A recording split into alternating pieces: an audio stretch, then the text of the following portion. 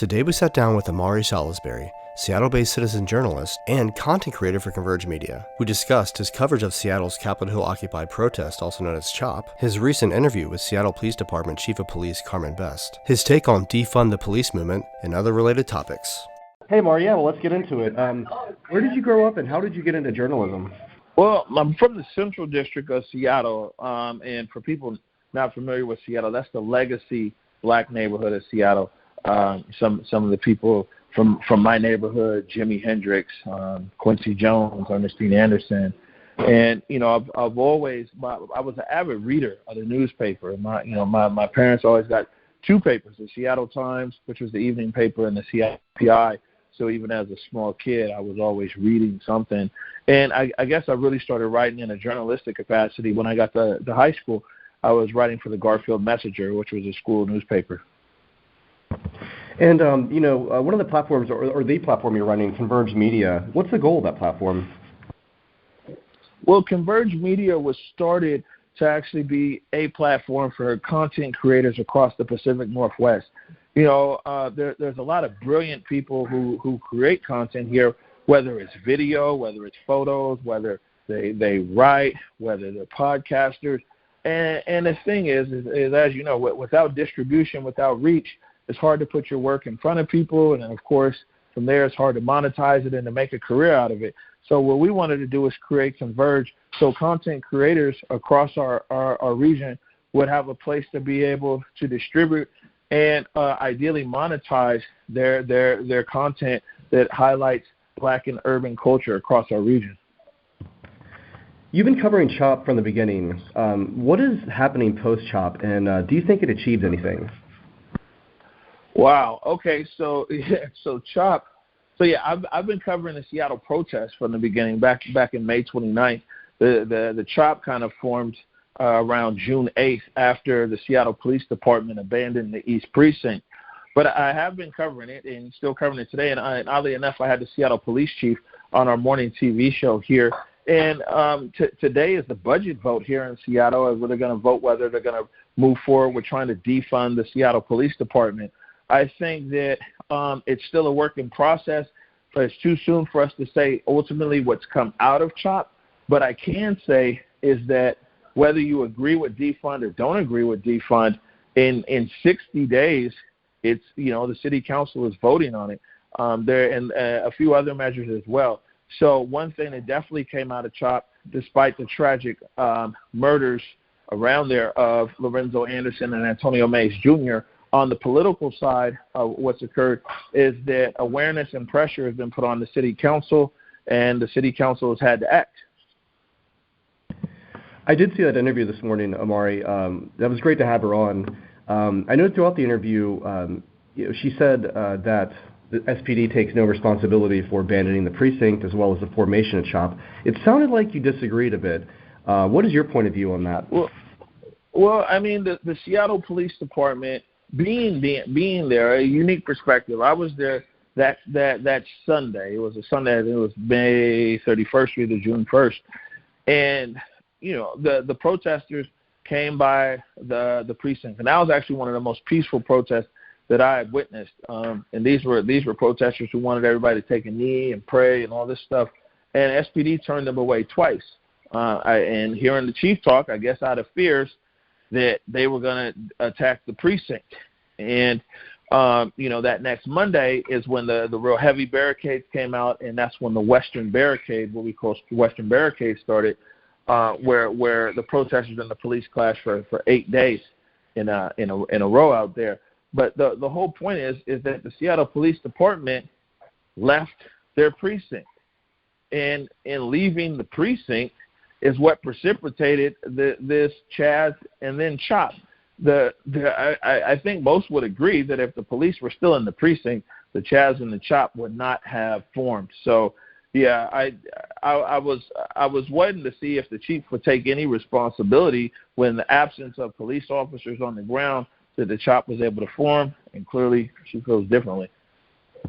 And you've been pepper sprayed, Omari. You've been shot with rubber bullets. You tweeted today that the ACLU and Seattle PD reached a deal in regards to lethal weapons and crowd control. Can you summarize what that means?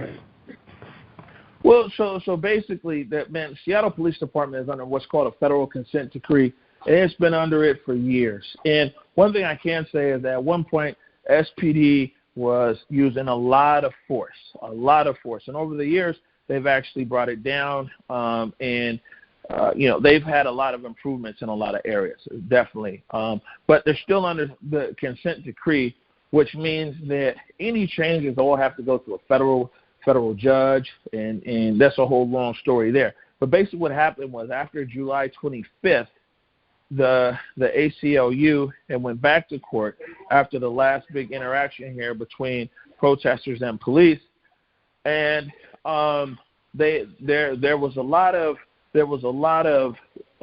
language in there restricting things that they wanted the SPD to do. They wanted SPD to make an announcement before they use less than lethal or tear gas or anything like that. They have to tell people like, hey, if you guys don't move, we're going to use the rubber bullets or the sponge tip bullets. Another thing is that they can't use less than lethals to direct protesters a certain direction. Another thing that was in there was that if they can only use less than lethals if they feel that their lives are in danger. Well, when the ACLU first presented that, of course, the Seattle Police Department through the city attorney had pushed back, and it turns out that they've made a deal. The Seattle Police Department and the ACLU have made a deal, and the judge signed off on it, Judge Jones, today in the federal court, that basically stipulates some of the things that the ACLU was asking for. Now, this is a temporary order because there's also another federal case that's in there in front of a different judge, Judge Robart. So this order is going to stay in place until Judge Robart rules. It does look like a lot of restrictions, though, around the use of less than lethals by the SPD moving forward until there's another ruling. Speaking of weapons, I know there was a clip, so with the sirens. A group of patriots marched through CHOP, back when CHOP was a thing, and you interviewed them. They were called Patriots, I believe. I know they were carrying guns, and during that interview, or during that clip, rather, you mentioned the number of guns you observed with CHOP security and the Patriots. What was the ideology of CHOP security around guns? And is this an area where CHOP security and a group like the Patriots actually kind of agree? Well, yeah. Well, the thing is that CHOP security is kind of like a loose term. There was lots of different layers of people who are securing the CHOP. But the date in question you're talking about is July 4th, and the gentleman that I interviewed, his name was Black Rebel, and he was with that Patriot group that was out there. And yeah, there was a lot of common ground, so to speak, between the two of this. An open carry state, and people should be able to openly carry their weapons. Now, here's the thing, though, about the CHOP and CHOP security is that it was actually very rare that you would find them walking around with guns open. Now, early on when the CHOP first formed, you saw a lot of visible guns that were out there. There was also, sorry about that. Let me find a different space for you. We're right next to the East Precinct. Sorry. We're right next to the East Precinct and Firehouse 25. So what you'll find is that early on, there were a considerable amount of guns out there, and also that same day that there was a threat that they were saying that a group of Proud Boys were coming to attack the CHOP area. So you saw a lot of guns that were out there, but overall throughout the CHOP, you didn't really see a lot of firearms, mostly because most of the people who inhabited the CHOP were uncomfortable with the presence of firearms. You mentioned the Proud Boys, and we didn't talk about Antifa yet. In my own observation of the media coverage around and then following the Twitter sphere with Antifa Proud Boys, is it safe to say that a larger percentage of protesters on all sides are sound-minded people, good people, and that a small percentage kind of fall in these niche Antifa and Proud Boy pockets? Was that true to say, or what are your thoughts on that? I'm sorry, could you repeat it? As far as, you hear Antifa clashing with Proud Boys, in my own observation of, the protests, and ongoing protests, it seems that most of the protesters are just, peaceful people? And is it true to say that maybe there's a small percentage of Antifa and Proud Boys, like they're actually smaller numbers than what's portrayed in the media? Right. Well, I mean, so one thing is the Proud Boys usually identify themselves as Proud Boys. They even wear shirts that say Proud Boys. I've yet to meet anybody who's identified themselves directly to me as a member of Antifa, so I don't feel comfortable saying who's Antifa and who's not. But what I can say is this, is that, yeah, as far as any protesters who, I mean, are you referring to like people who are bad actors? Because I'm assuming someone could also be an Antifa and just protest peacefully. But are you assuming saying like people who might have been bad actors or people who were just there? That is a good question, Omari. Yeah, I guess both really. I mean, you're right. I mean, Antifa by default, they're sort of anonymous, right? But I guess that's my question.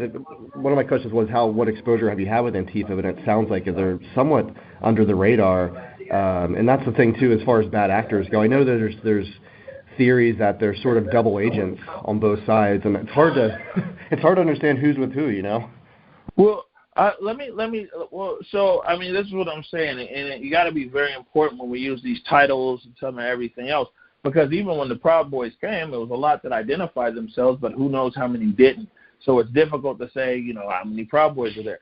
Antifa, don't want to say, hey, Omari, I'm Antifa, so it's impossible for me to say concretely that I met any of them. I can say that I've met some Proud Boys. They identify themselves like that. But if you put that to the side, if you just talk about protests and bad actors, whatever they might represent, I can tell you that the number is very small.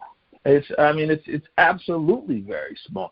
And more in people who believe there's different protest ideologies. There's some protests are sit-ins, some protests are teach-ins, some protests, are marches. Then there's some protests that are direct action, and even the direct action is usually the smallest number of people. So the people if generally you would call bad actors, if that's the term that you want to use, and if you talk to, depending on who you talk to, they might be good actors. It's a crazy space, but let's just stick with that term. That number is small. It's very small. Now, shifting gears a little bit, last Friday on your platform, when you were talking about the COVID situation in society, you said that people seem to be living in their own reality, to paraphrase you. It is easy to get lost in their own camps, echo chambers, and confirmation bias. What can we do to break out of these silos?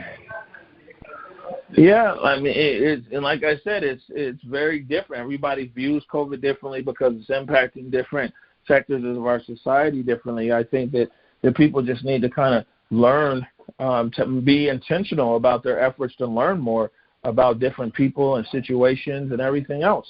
I mean, for us, we were intentional to try to figure out what was going on with the Native American population. On our morning show, we thought it would be interesting to really delve into that. And what we saw is that they were experiencing a rate as higher, in a lot of cases, even higher than black people. But we were intentional about trying to find that and figure it out.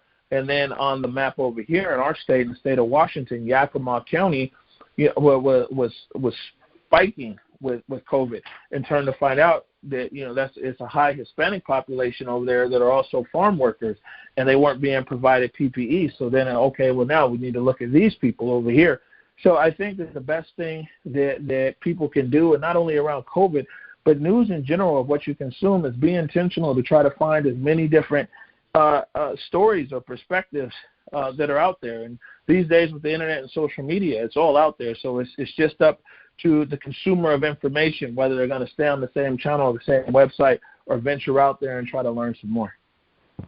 One thing that's fascinating, Omari, there's so many signals of information. And actually, we interviewed Richard Hine. He runs the Parody Trump account last week. And anyway, long story short, we talked a little bit about how do you fact check? I mean, what sources do you follow? Who do you trust, out there on the internet? Well, we don't trust anybody. And that's why, like, Converge usually only reports on stuff that Converge has actually seen or done or wrote.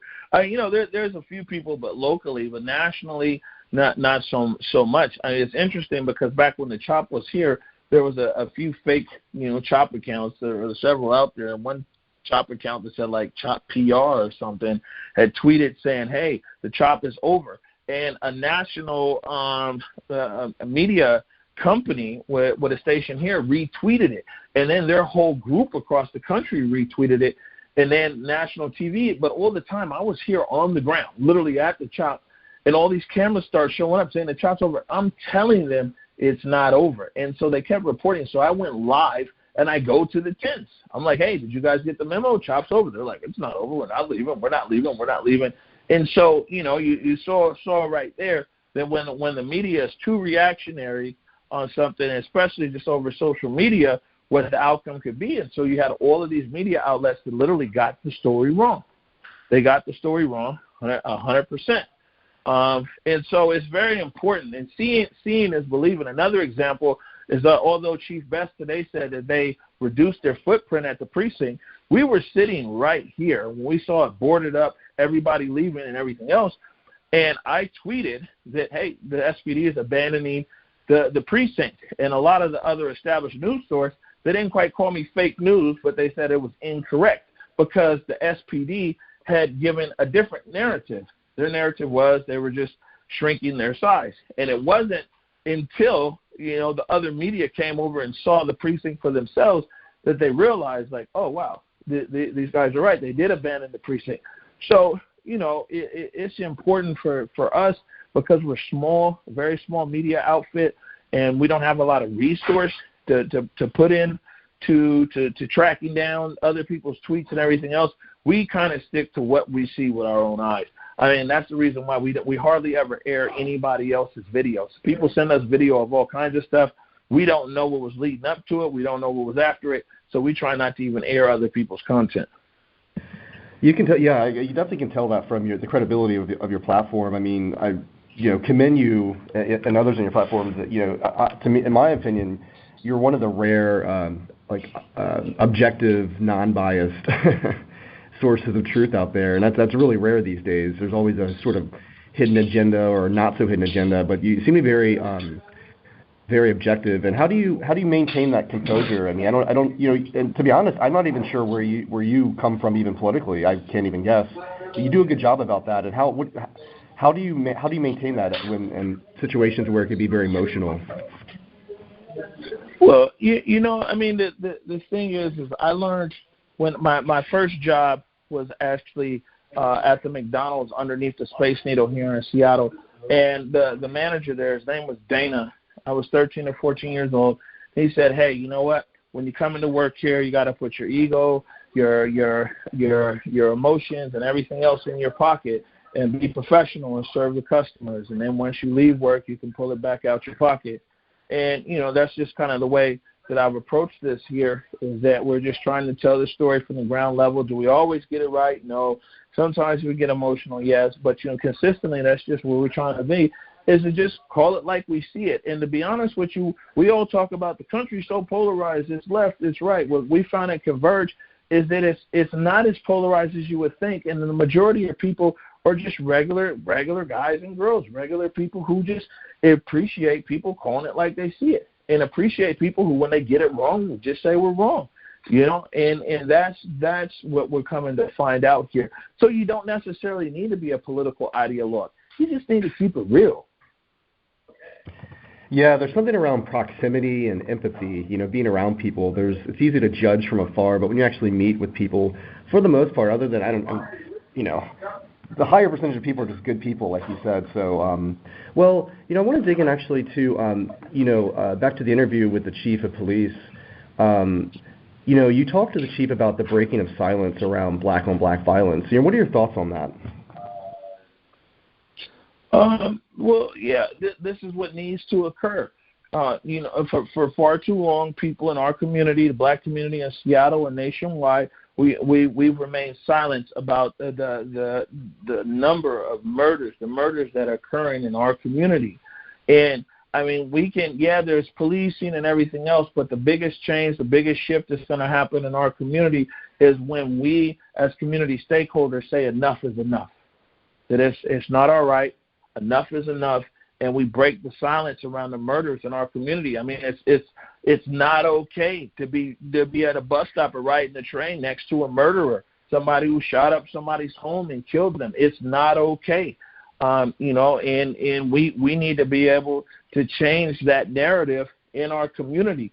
These murders are out of control. In Seattle since June 20th, there's been 6 black men murdered in Seattle. And so many shootings as well in between, and lots of injuries. And so I think that a lot of change within community starts with community. Yeah, and I'm curious of your perspective on this, Omari. So, do you think defund the police movement? Do you think the word defund is unnecessarily polarizing and distracts from the real goal, which kind of essentially sounds more like a re-envisioning? Well, what are your thoughts on that? Man, I mean, but the thing is people would be foolish to think that no matter what, even if you abolish the police 100%. And in the city of Seattle, that's $400 million a year. Let's not even talk about what the ramifications that might be. That defund the police, whether you agree or disagree, doesn't solve the issues for black people in Seattle totality. Let me tell you, here are big issues here. One, economic disparity. The average black household in Seattle makes $42,500 a year. The average white household in Seattle makes $105,000 a year. So you got a big gap right there. Home ownership, which is equity, which is generational wealth, constant decline that's going on here in Seattle and King County. The third is the big gap in education and the education process. Black kids, the gap between blacks and whites in the city of Seattle, ranking like the bottom fifth, the bottom 5 of America. So, unless people are talking about these structural things, these systemic things being addressed, then it's like, man, they're putting too many eggs in the basket of defund. Whether defund passes, don't passes, however much it is, whatever percentage, they're putting too many eggs in that basket. What about these 3 things that I've just mentioned here? Yeah, it's a good point. It's a really good point. Well, I want to be sensitive to your time, Omari. We just have a few minutes, but shifting gears a bit, I like your channel, how it covers, obviously, the topics we've been talking about, but it covers topics of wellness and health. In your opinion, what are the biggest issues for the community regarding health? I think that right now a lot of people just aren't taking their health into consideration. As crazy as it sounds to people, most people are trying to be healthy around wearing a mask. Clearly, some aren't. But with COVID going on, it's changed a lot of people's lifestyles, and then it also impacts the gyms, as well. So somebody who might have walked to work stays home. Somebody who might have went to the gym can't get in the gym, and those are the big overarching things. And in our community, in the black community, health has always been an issue, health and wellness, and the lack thereof, which always ultimately leads to predispositions for all kinds of things, including deaths around COVID. So, we're always wanting to be mindful around health topics.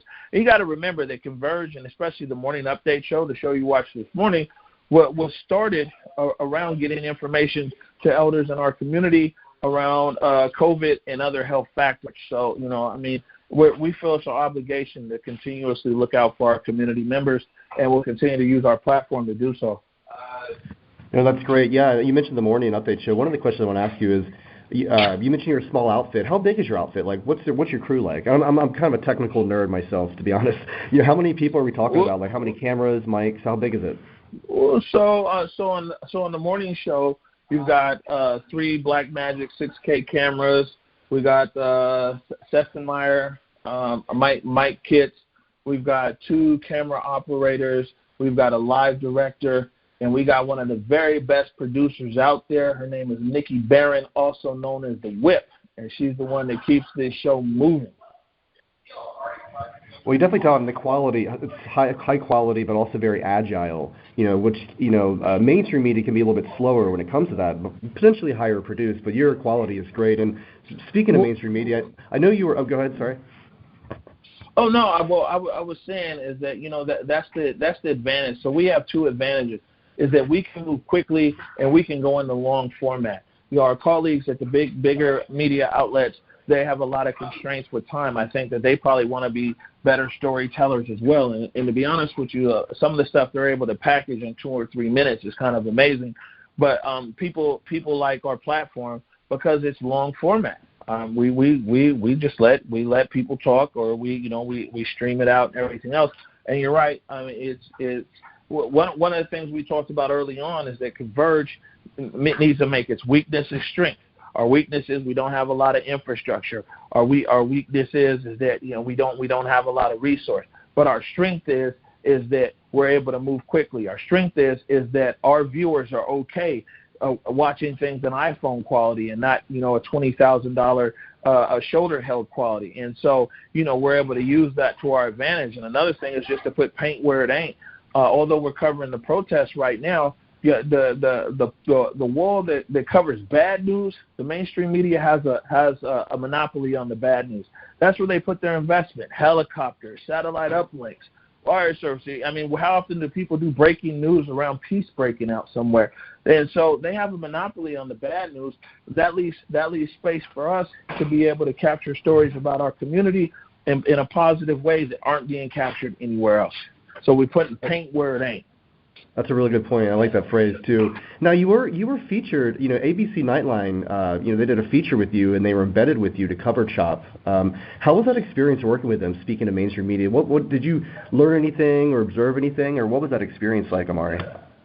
Well, you know what? There's a few. I dealt with so many media people. Probably done over 100 some odd interviews around the CHOP. But the crew from ABC Nightline, Neil and his team, one of the most professional. They still actually call me like once a week. Hey, what's going on? How are you? It was interesting for me to see how they tried to edit down probably 7 or 9 hours of total footage in the 7 minutes and 56 seconds or however long it was right there, and to be able to try to one thing I did like about that is that they took on my character, as in I like to be able to talk to everybody and try to get an understanding. It was that was during a time where sensationalism around the CHOP ruled the day, and I was impressed that ABC Nightline didn't just take the interviews and everything that was out there and run with it and sensationalize it. They really did embed with me and kind of went along with the same way that I would present a story. So, yeah, I mean, it's tough for them to get everything down in the 7 minutes from all those hours, but I was really impressed by ABC Nightline. It is amazing. The beauty of your platform and your content is, like you said, the longer form content. You're not editing things down into sound bites because context is important. It's easy to edit things, and I think you see too much of that in the mainstream media, so I hope that mainstream media learns from that. Another thing, too, curious your thoughts. I know we have a few minutes left, but with the COVID, what I've learned is that I feel YouTubers, podcasters are ahead of the curve as opposed to some of your late-night talk show hosts. We're not prepared at all to do it from home, where someone like yourself, that's your strength. You're right. I'm mobile, I'm agile. That's something that's interesting, that the mainstream media is kind of behind the curve. You know what I mean? Right, and so I think that here's the thing that you probably want to realize, though, too, is that this was preparation meeting opportunity. Me and Eric Calligraphy, one of the founders of Converge and a producer here, for almost 2 years, almost every day we produced content. We did podcasts, we did videos, I write an article, and everything else every day. We would stream with Daryl Glover from Dancing Rain. We would stream concerts. We would stream all of these things. So we was ready for it. There was no ramp up. This was already what we were doing, and I think that's the advantage. And anything for your listeners that are out there is that, they say the luck is when preparation meets opportunity. We were prepared. There was no ramping up. We were used to making something every single day. We were used to streaming out there every single day. And so what happened is we just moved to the CHOP. We weren't ready for the tear gas and stuff, but we were ready to be out here every day and to be able to tell a story every day and produce something every day, and because that's what we've been doing. And you got to think about it. Up until 2 months ago, a lot of people hadn't heard of Converge, although we've been out there. So some of your listeners who might be in media or might be doing anything, and they're discouraged and they're like, man, I'm not getting any traction, I'm not doing this and that. Man, stay focused, stay believing in yourself, stay committed, keep producing something every day, because you just never know when you'll be thrown into international spotlight like Converge was. Yeah, you're totally right. Yeah, and honestly, and at this point now, you're a well-oiled machine. Well, besides the current situation, the post-CHOP situation here in Seattle, besides local community, what are other topics that you'd be interested in that you haven't quite covered yet? Oh man, well, I mean, a big thing for us, and we're really getting back into it, is just supporting businesses in our community, supporting Black businesses, building awareness around it. It's the big thing right now is just the school board is getting ready to vote, I think, in a few days here as to what school is going to look like for the 55,000 students in the Seattle Public School District.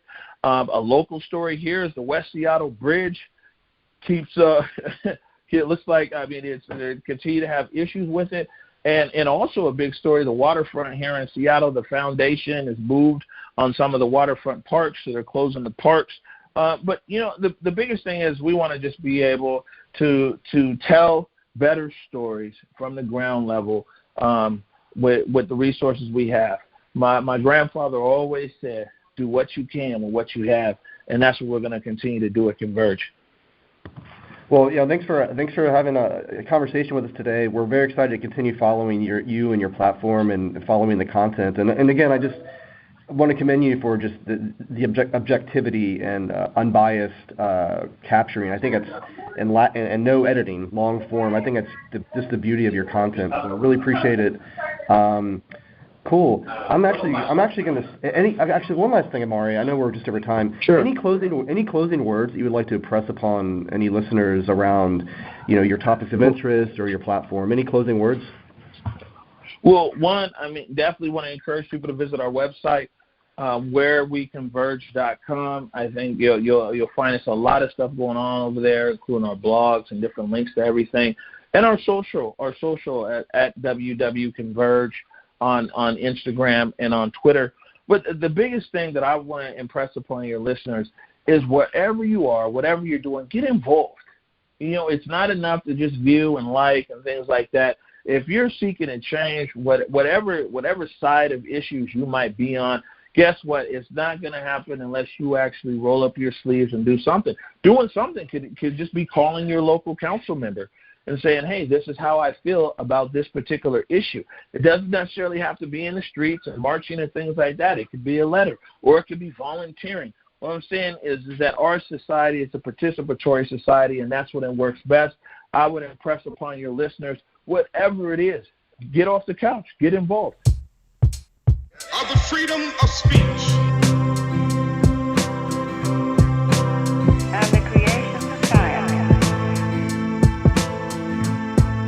Our dangers and our opportunities. This is our challenge, and this is our time.